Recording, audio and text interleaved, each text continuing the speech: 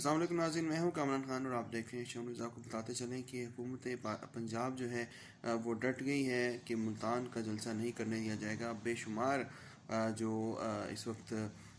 کارکنان ہیں Pakistan Peoples party کے، خاص طور پر گرفتار ہو چکے ہیں۔ سابق وزیر اعظم پاکستان یوسف رضا گیلانی کے 2 بیٹے بھی گرفتار ہو چکے ہیں، علی موسیٰ گیلانی اور علی قاسم گیلانی۔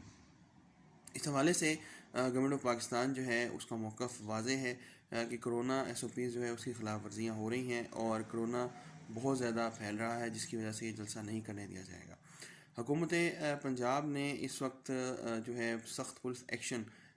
کیا ہے ملتان میں ان کیٹرنگ والوں کے خلاف بھی جنہوں نے وہاں پہ کرسیاں پرووائڈ کیں، اور اسی طرح چونکہ رات کو کرین سے حملہ کیا گیا تھا جلسہ گاہ پر، اور اسی وجہ سے دہشت گردانہ جو ہے FIRs کاٹی گئی ہیں پیپلز پارٹی کے کارکنان کے خلاف۔ لیکن یہاں پر ایک بات بہت اہم ہے کہ ملک میں اس وقت تشدد کی سیاست اور کنفلکٹ کی سیاست جو ہے اس کو جنم دیا جا رہا ہے، اور بنا کچھ سوچے سمجھے ان تمام چیزوں کو ہوا دی جا رہی ہے سینٹ الیکشن سے پہلے۔ یہ بات حکومت بھی جانتی ہے، یہ بات اپوزیشن بھی جانتی ہے،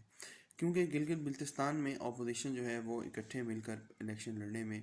ناکام ہوئی ہے، اور انہوں نے ایک پلیٹ فارم نہیں بنایا، جس وجہ سے PTI کو فائدہ ہوا۔ اب آگے سینٹ الیکشنز اور